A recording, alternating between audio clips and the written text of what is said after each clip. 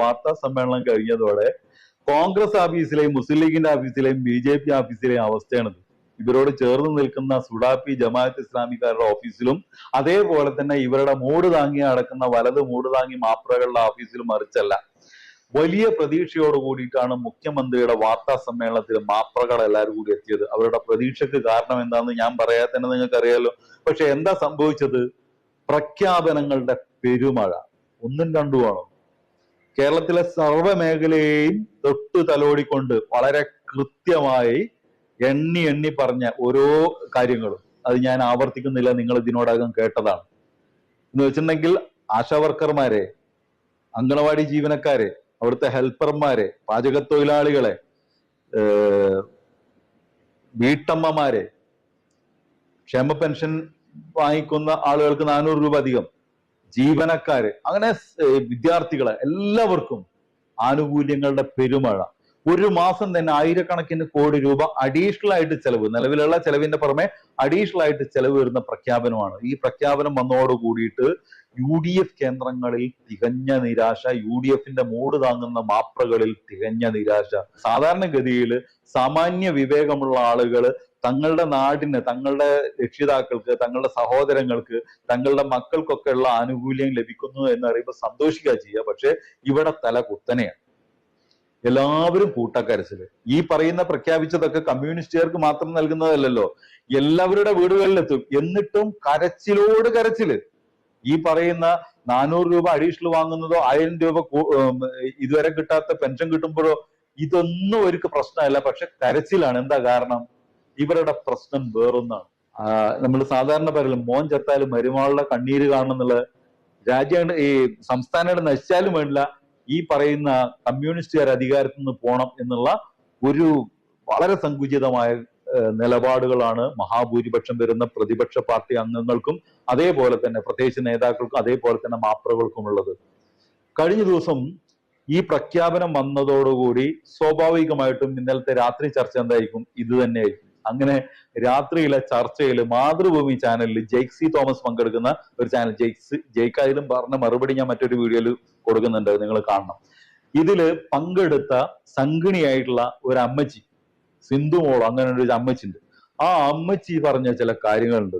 സാധാരണ ഈ സംഘികളുടെ ഒരു വേഷം നമുക്കറിയാം, അതിഭയാനകമാണ്. പക്ഷെ ഇത് അതിഭീകരമാണെന്ന് പറയാം. ആ ജാതിയിലുള്ള ഈ തള്ളും പൊള്ളുമാണ് പറയുന്നത്. ആദ്യം തന്നെ ഒന്ന് കേൾക്കാം. ഈ കേരള സർക്കാരിന് ഇതെന്ന് കൊടുക്കാൻ സാധിക്കും? എപ്പോൾ തുടങ്ങും? ആദ്യം തന്നെ സംശയം, ഇത് എന്ന് കൊടുക്കാൻ പറ്റും, എപ്പോ തുടങ്ങുന്നതാണ്. അത് മുഖ്യമന്ത്രി വാർത്താ സമ്മേളനത്തിൽ പറഞ്ഞതാണ്. വാർത്താ സമ്മേളനം കേൾക്കാതെ ഇതിൽ വന്നപ്പോ ഉള്ള കുഴപ്പമാണ് അമ്മച്ചിയുടെ. അതിൽ കൃത്യമായിട്ട് മുഖ്യമന്ത്രി പറഞ്ഞിട്ടുണ്ട് നവംബർ മാസം മുതൽ. എന്ത് ഫണ്ടാണ് കേരള സർക്കാരിന്റെ കയ്യിലുള്ളത് ഇത് കൊടുക്കാൻ? എന്ത് ഫണ്ടാണ് കേരള സർക്കാരിന്റെ കയ്യിലുള്ളത് ഇത് കൊടുക്കാൻ? അമ്മച്ചിയുടെ ചോദ്യം അമ്മച്ചി വെറുതെ അങ്ങോട്ട് ഏറുന്നിട്ട് ചോദിച്ചതല്ല. അമ്മച്ചി പറഞ്ഞത് നിങ്ങളുടെ കയ്യിൽ ഫണ്ട് ഞങ്ങളൊന്നും തരുന്നില്ല. ഞങ്ങൾ മീൻസ് കേന്ദ്രം, മോദിജി കേരളത്തിനുള്ള എല്ലാ ഫണ്ടും തടഞ്ഞു വെച്ചിരിക്കുകയാണല്ലോ. അപ്പൊ നിങ്ങൾ എവിടുന്നെടുത്ത് കൊടുക്കും? അമ്മച്ചി മറ്റു സംസ്ഥാനങ്ങളിൽ നിന്ന് വന്നതല്ല, ഇവിടെ ഉള്ള ആളാണ് അമ്മച്ചി. നല്ല അസല് മലയാളിയാ. പക്ഷെ മനസ്സുകൊണ്ട് ഇപ്പൊ മലയാളിയല്ല, BJP ഭരിക്കുന്ന ഏതോ സ്റ്റേറ്റിൽ ജീവിക്കാന്ന് തോന്നുന്നു അമ്മച്ചിയുടെ ലെവൽ. ഞങ്ങൾ ഫണ്ട് നിങ്ങൾ മുടക്കിയില്ലേ, നിങ്ങൾ കൊടുക്കുന്നത് കാണട്ടെ എന്നുള്ള രീതിയിലാണ്. എന്നിട്ട് ഇനി കൊടുക്കുന്നുണ്ടെങ്കിൽ അതെന്താണ്, അത് എവിടുന്നാണ് ആ ഫണ്ട് എന്നുള്ള അതിഭീകരമായ ഒരു കണ്ടെത്തൽ അമ്മച്ചി നടത്തുന്നുണ്ട്. അതുകൂടി കേൾക്കാം. അപ്പൊ ഇത് കാണുമ്പോ എനിക്ക് തോന്നുന്നത്, ഞാൻ പറയാൻ ആഗ്രഹിക്കുന്നത് അഭിലാഷേ, ശബരിമലയിലെ അഭ്രപാളികൾ കാണാതായത്, ഏതാണ്ട് 4.5 കിലോഗ്രാം സ്വർണം കാണാതായത്, മെസ്സിയെ കൊണ്ടുവരുമെന്ന് പറഞ്ഞ് പാവപ്പെട്ടവന്റെ അടുത്തു നിന്നൊക്കെ പിരിവെടുത്തിട്ടുള്ളത് ഒക്കെ ചേർത്തുകൊണ്ടാണോ ഈ സർക്കാർ ഈ പദ്ധതികളിൽ കൂടി പണം കൊടുക്കാൻ ആഗ്രഹിക്കുന്നത് എന്ന് സംശയിച്ചു പോകും. രണ്ട് കാര്യങ്ങളാണ് അമ്മച്ചി പറഞ്ഞത്. ഒന്ന്, സ്വാഭാവികമാണ് ഒരു സംഘിയിൽ നിന്ന് പ്രതീക്ഷിക്കുക. എന്ത് പറഞ്ഞു കഴിഞ്ഞിട്ടുണ്ടെങ്കിലും ശരി, മതവും വിശ്വാസവും വിശ്വാസികളെയൊക്കെ ഒന്ന് കൊളത്തിപ്പിടിക്കണം, എന്നാലേ അതിനൊരു ഗുമ്മ കിട്ടുള്ളൂ. അതുകൊണ്ട് ശബരിമല അതൊരു പ്രധാന വീക്ക്നെസ് ആണ് ഇപ്പൊ സംഘികൾക്ക്. ശബരിമലയിലെ സ്വർണപ്പാളികള് കട്ടെടുത്ത കാശാണോ ഇതിനുപയോഗിക്കുന്നത്? അതിലൊരു കാര്യം അമ്മച്ചി അറിയാതെ അങ്ങ് പറഞ്ഞു പോയതാ. ഇത് പിണറായി വിജയനോ അല്ലെങ്കിൽ ഇടതുപക്ഷ മന്ത്രിമാരോ കട്ടതാണെങ്കിൽ അവരത് വീട്ടിൽ കൊണ്ടുപോയിട്ടില്ല എന്ന് അമ്മച്ചി സമ്മതിക്കുന്നുണ്ട്. പകരം ക്ഷേമ പെൻഷൻ കൂടുതൽ കൊടുക്കാൻ വേണ്ടി ആ പൈസയാണോ ഉപയോഗിക്കുന്നത്? അതിൽ അമ്മച്ചി പറഞ്ഞ കണക്കാണ് രസം. എത്ര? 4.5 കിലോ സ്വർണപ്പാളി. ഇത് എവിടുന്നാണ് അമ്മച്ചി കണക്ക് കിട്ടിയത്? ഇനി അമ്മച്ചി ഒരു കാര്യം ശ്രദ്ധിക്കണം. ഇത് മാത്രമല്ല അമ്മച്ചി പറയുന്നത്, മെസ്സിയെ കൊണ്ടുവരാൻ വേണ്ടി പാവപ്പെട്ട ആളുകളിൽ നിന്ന് പിരിച്ച കാശ് അതും ഇതിനു വേണ്ടി ഉപയോഗിക്കുകയാണോ എന്ന്. ഇത് എവിടുന്ന് കിട്ടിയ വാർത്തയാണ്? കേരളത്തിലെ സർക്കാർ മെസ്സിയെ കൊണ്ടുവരാൻ വേണ്ടി പാവങ്ങളിൽ നിന്നോ മുതലാളിമാരിൽ നിന്നോ, പാവങ്ങൾ മാത്രമാണ് മുതലാളിമാരിൽ നിന്നോ ആരിൽ നിന്നെങ്കിലും പണം പിരിച്ചായിട്ടുണ്ടോ?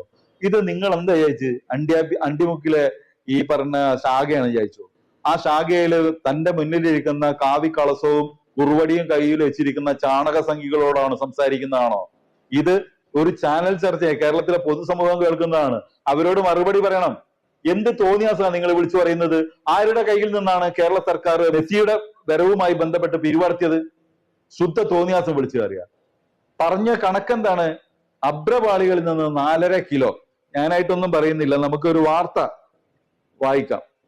അതായത് ഇത് അന്വേഷിക്കുന്നത് ഹൈക്കോടതിയാണ്. ആ വാർത്ത ന്യൂസ് 18 ആണ്. നിങ്ങൾക്കാവുമ്പോൾ കുറച്ചുകൂടി ദഹിക്കാൻ പറ്റുന്ന ഒരു ചാനൽ എന്നുള്ള നിലക്ക് ന്യൂസ് 18 വാർത്ത. ശബരിമല സ്വർണ്ണപ്പാളിയിൽ തിരിമറി നടന്നു, 474.9 ഗ്രാം സ്വർണം നഷ്ടമാ എന്ന് ഹൈക്കോടതി. കേസെടുത്ത് അന്വേഷിക്കാൻ നിർദ്ദേശം. ഇതാണ് ആ വാർത്ത. 474.9 എന്നുള്ളത് റൗണ്ട് ചെയ്ത് 475 എന്ന് നമുക്ക് കണക്കാക്കാം. ഈ 475 ഗ്രാം സ്വർണം നഷ്ടമായെന്ന് ഹൈക്കോടതി പറയുമ്പോൾ ഇത് ഈ പറയുന്ന അമ്മച്ചിയുടെ അണ്ടിമുക്ക് ശാഖയിലേക്ക് എത്തുമ്പോഴേക്ക് എത്ര ആകുന്നുണ്ട്? 4.5 കിലോ. നമ്മൾ ഈ കറൻസി, മറ്റേ ഗൾഫിലുള്ള കറൻസി ഒക്കെ മാറുമ്പോൾ ഇവിടെ 10 മടങ്ങോ 20 മടങ്ങോ ഒക്കെ കൂടുന്ന പോലെ കൊച്ചിയിലുള്ള ഹൈക്കോടതിയിൽ നിന്ന് ഈ സാധനം അണ്ടിമുക്ക് ശാഖയിലേക്ക് എത്തുമ്പോഴേക്ക് 10 മടങ്ങോളം കൂടുകയാണ് അമ്മച്ചിയുടെ ആ സ്വർണം. ആ സ്വർണം 4.5 കിലോ ആയി കൂടുകയാണ്. അമ്മച്ചി, ഇത് അന്വേഷിക്കുന്ന കോടതി പറഞ്ഞാണ്, ഹൈക്കോടതി പറഞ്ഞാണ് 475 ഗ്രാമോളമാണെന്ന്. ഇനി അന്നത്തെ 2019 ഈ സ്വർണം കളവ് പോയത്. അന്നത്തെ മാർക്കറ്റ് റേറ്റ് വെച്ചിട്ട് 3500 രൂപയാണ് ഗ്രാമിന്റെ വില. ആ അർത്ഥത്തിൽ നമുക്ക് ഇതൊന്ന് കൂട്ടി നോക്കി എത്ര രൂപയ്ക്ക് ഉണ്ട്. 3500 ഗുണം 475 ഗ്രാം. 475 ഇല്ല, നമ്മൾ കണക്കാക്കി 475 കൂട്ടുക. അങ്ങനെയാണെങ്കിൽ എത്ര രൂപയ്ക്ക് ഉണ്ടാവും? 16,62,500 രൂപക്ക്. അതുകൊണ്ടാണത്രേ ഈ 16,62,500 രൂപക്കാണത്രേ ഈ പറയുന്ന കലാപരിപാടികളൊക്കെ ആര് ചെയ്യുന്നത്? ഈ പിണറായി വിജയൻ ചെയ്യുന്നത്. അമ്മച്ചി ലളിതമായിട്ടൊരു കണക്ക്, അണ്ടിമുക്ക് ശാഖയിൽ ഒഴിവുള്ളപ്പോ മൊബൈലിന്റെ കാൽക്കുലേറ്റർ എടുത്തിട്ട് ഒന്ന് കണക്കൂട്ടി വെക്കുക. 16,62,500 ഹരിക്കണം ഇപ്പൊ കൂടിയ ക്ഷേമ പെൻഷൻ ഉണ്ടല്ലോ 400, ആ 400 ചേർത്ത് വെക്കുക. എന്നിട്ട് ഈ കൂടിയ ക്ഷേമ പെൻഷന് എത്ര ആൾക്ക് ഈ പൈസ ആയിട്ട് കൊടുക്കാം? ഒരു മാസത്തെ, കാലാകാലത്തേക്കല്ല, ഒരു മാസം എത്ര ആൾക്ക് കൊടുക്കാമെന്നൊന്ന് കണക്കൂട്ടി വെക്കുക. പിന്നുള്ളത് മെസ്സിന്റെ, അത് അമ്മച്ചി ഇങ്ങോട്ട് പറയേണ്ട കാര്യമാണ്. മെസ്സിന്റെ പിരിവുമായി ബന്ധപ്പെട്ട് കേരള സർക്കാർ എവിടെ വന്നിട്ടാ പിരിച്ചത്, അണ്ടിമുക്ക് ശാഖയിൽ ആരൊക്കെ കാശ് കൊടുത്ത്, അതൊന്ന് അറിയിക്കണം. ഇതൊക്കെ പറയുമ്പോൾ തന്നെ മറ്റൊരു കാര്യം ഉണ്ട് കേട്ടോ. ഈ പ്രഖ്യാപനം വന്നപ്പോ നമ്മുടെ പ്രതിപക്ഷ നേതാവും മുൻ പ്രതിപക്ഷ നേതാവും ആകെ അങ്കലാപ്പിലായി. ചില കാര്യങ്ങൾ അങ്ങനെയാണ്, അറിയാതെ അങ്ങ് പറഞ്ഞു പോകും മനസ്സിലുള്ളതേ. ആദ്യം മുൻ പ്രതിപക്ഷ നേതാവ് രമേശ് ചെന്നിത്തല വന്നിട്ട് ആകെ ഹാലളകി. മൂപ്പര് വന്നിട്ട് പറഞ്ഞ് ഇത് ശുദ്ധ തോന്നിയാസാണെന്നുള്ള രീതിയിലാണ് പറഞ്ഞത്. ഇതിങ്ങനെ അവസാന നിമിഷമായിട്ട് പ്രഖ്യാപിച്ച് ഞങ്ങളെ തലയിലിടാനാണ് നോക്കുന്നത്. ഇവരേതായാലും അടുത്ത തവണ അധികാരത്തിൽ വരില്ല, ഞങ്ങളാണ് അധികാരത്തിൽ വരിക. ഏത് UDF ആണ് അധികാരത്തിൽ വരാൻ പോകുന്നത്. അപ്പൊ ഇവർക്ക് പ്രഖ്യാപിച്ചിട്ട് കുറച്ചു കാലം കൊടുത്താണ്ട് പോയാൽ മതി, ബാക്കി ഞങ്ങളുടെ പെരടിയിൽ വീഴുമല്ലോ എന്ന്. പൊന്നു രമേശ്, ഇതേ ഡയലോഗ് തന്നെയാണ് VD സതീശൻ പറഞ്ഞത്. പൊന്നു VD സതീശ, പൊന്നു രമേശ് ജി, നിങ്ങൾ ആദ്യം നിങ്ങളുടെ പ്രകടന പത്രിക 2021, അതായത് തൊട്ട് മുമ്പുള്ള നിയമസഭാ തെരഞ്ഞെടുപ്പിന്റെ പ്രകടന പത്രിക ഒന്ന് പരിശോധിച്ച് നോക്കുക. അതിലിങ്ങനെ വളരെ കൃത്യമായിട്ട് എഴുതിയിട്ടുണ്ട്, ക്ഷേമ പെൻഷൻ 3000 രൂപയാക്കും. എത്ര? 3000 രൂപ. LDFന്റെ പ്രകടന പത്രികയിൽ എങ്ങനെയായിരുന്നു? ക്ഷേമ പെൻഷൻ 2500 രൂപയാക്കും. ഇപ്പൊ 2000 ആയിട്ടുള്ളൂ, 2500 രൂപയാക്കുന്നു. അത് പൊതുവിൽ അങ്ങനെയാണല്ലോ. LDF പറഞ്ഞതിനേക്കാൾ കുറച്ച് കൂട്ടിയിട്ട് പറയാന്നുള്ളതാണ് UDFന്റെ ഒരു, എന്താ വെച്ചാൽ കൊടുക്കാൻ ഉദ്ദേശിച്ചിട്ട് പറയുന്നല്ല, വെറുതെ പറയുകയാണല്ലോ. ഇപ്പൊ ഇഷ്ടം പോലെ പറയാ. നമ്മള് വയനാട് ദുരന്തം വന്നപ്പോൾ DYFIക്കാര് ഒരു 25 വീട് പ്രഖ്യാപിച്ചു. അവര് പ്രഖ്യാപിക്കുന്നത് പിരിവർത്തിയിട്ട് കൊടുക്കാന്നുള്ള നിലക്ക്, ആ നിലക്കല്ല. അവര് പറയുന്നത് വിവിധ ചലഞ്ചുകളും അധ്വാനം ഒക്കെ വിറ്റിട്ട് ചായക്കട നടത്തിയിട്ടും അല്ലെങ്കിൽ വല്ല പണിക്ക് പോയിട്ട് അതിന്റെ കൂലി എന്നുള്ള നിലക്കൊക്കെ പിരിവ് നടത്താതെ തന്നെ അവരെന്ത് ചെയ്യുക, ആ പണം സ്വരൂപിക്കാന്ന് വെച്ചു. അങ്ങനെ സ്വരൂപിച്ചപ്പോ അപ്പൊ 25 വീടാ പ്രഖ്യാപിച്ചത്. ഉടൻ നമ്മുടെ യൂത്ത് കോൺഗ്രസിന്റെ നേതാവ്, അന്നത്തെ നേതാവ് രാഹുൽ മാങ്ങേണ്ടി, കോഴി മൂപ്പര് വന്നിട്ട് വേറൊരു പ്രഖ്യാപനം. ആഹാ, നിങ്ങൾ 25 എങ്കിൽ ഞങ്ങൾ 30. പിന്നെ അവിടെ പഠിക്കുന്ന മുഴുവൻ വിദ്യാർത്ഥികളുടെയും പഠന ചെലവ് മൊത്തം അങ്ങോട്ട് ഏറ്റെടുക്കാലോ. കൊടുക്കുമ്പോഴല്ലേ പ്രശ്നമുള്ളൂ. കോൺഗ്രസ് ആയതുകൊണ്ട് തന്നെ അത് പ്രഖ്യാപിക്കുമ്പോൾ തന്നെ 1000 വീടിന്റെയും 500 വീടിന്റെയും 100 വീടിന്റെ ഒക്കെ കണക്ക് നമുക്കറിയാം. അതുകൊണ്ട് തന്നെ പ്രഖ്യാപിക്കുമ്പോൾ തന്നെ ജനങ്ങൾ ആ രീതിയിൽ എടുക്കുള്ളൂ. ഇതേലെ കേട്ടിട്ട് ഇപ്പുറത്ത് കൂടെ കണ്ട് വിടും. ആ 30 വീടുണ്ടോ, ആ 30 വീടിന് വേണ്ടി ആകെ പിരിച്ചു എന്ന് പറയപ്പെടുന്ന 88 ലക്ഷമുണ്ടോ, അതിപ്പോ തപ്പി നടക്കുകയാണ്. ഏതൊക്കെ 5 സ്റ്റാർ ഹോട്ടലുകളാണ് കൊണ്ടേ കൊടുത്തുള്ളതെന്ന് യൂത്ത് കോൺഗ്രസ്സുകാർ തന്നെ തപ്പി നടക്കുക. ഞാൻ അതിന്റെ വിഷയത്തിലേക്ക് പോകുന്നില്ല. അതാണ് അവരുടെ അവസ്ഥ. അവര് പ്രഖ്യാപിക്കും, പക്ഷെ കൊടുക്കില്ല. അതേപോലെയാണ് 3000 രൂപ പ്രഖ്യാപിച്ചത് എവിടെ, 2021 ഇവരുടെ ഈ പ്രകടന പത്രികയിൽ ക്ഷേമ പെൻഷൻ 3000 രൂപയാക്കുന്നു. ആണല്ലോ, നിങ്ങളാണല്ലോ എഴുതിയത്. ആ 3000 രൂപ അല്ല ഇപ്പൊ ആക്കിയിട്ടുള്ളത്, 2000 ആക്കിയിട്ടുള്ളൂ. LDF പറഞ്ഞ 2500 പോലും ആക്കിയിട്ടില്ല. 2000 ആക്കിയപ്പോഴാണ് രമേശ് ചെന്നിത്തലയും വി ഡി സതീശനും അറിയാതെ അങ്ങ് പറഞ്ഞു പോകുന്നത് ഇത് ഞങ്ങളുടെ തലയിലിടാനാണ്. എന്ന് വെച്ചാൽ ഞങ്ങൾക്ക് ഇത് കൊടുക്കാൻ പറ്റൂല, ഇത്രയും ഭാരിച്ച തുക ഞങ്ങൾക്ക് കൊടുക്കാൻ പറ്റില്ല. അപ്പൊ ഈ 3000 കൊടുക്കുന്നു പറഞ്ഞതോ, അതാണ് പ്രകടന പത്രിക എന്ന് പറഞ്ഞാൽ UDFന്റെ പ്രകടന പത്രിക എന്താണ് എന്നുള്ളത് രമേശ് ചെന്നിത്തലയും വി ഡി സതീശനും പറയാതെ നമ്മളോടാണ്ട് പറഞ്ഞു കഴിഞ്ഞ്, പൊന്നു മക്കളെ ഞങ്ങളെ പ്രകടന പത്രികയെ നിങ്ങൾ നമ്പണ്ട, ഞങ്ങൾ ഈ പറച്ചിൽ മാത്രമേ ഉള്ളൂ.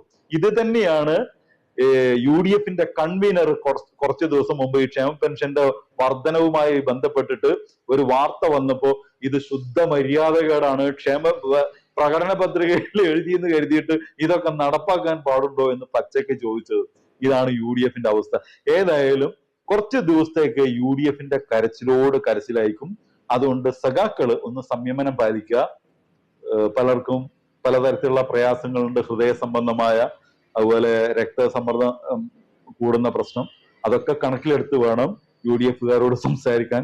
എപ്പോഴും കൺട്രോൾ, ഒരു ജീവന്റെ വില നമ്മൾ തിരിച്ചറിയണം. അതുകൊണ്ട് ആരോടും സംയമനത്തോടു കൂടി സംസാരിക്കണം, ഇതുമായി ബന്ധപ്പെട്ട് സംസാരിക്കണമെന്ന് അഭ്യർത്ഥിക്കണം. മറ്റൊരു വീഡിയോ ആയിട്ട് വരുന്നവരെ എല്ലാവർക്കും ഗുഡ് ബൈ.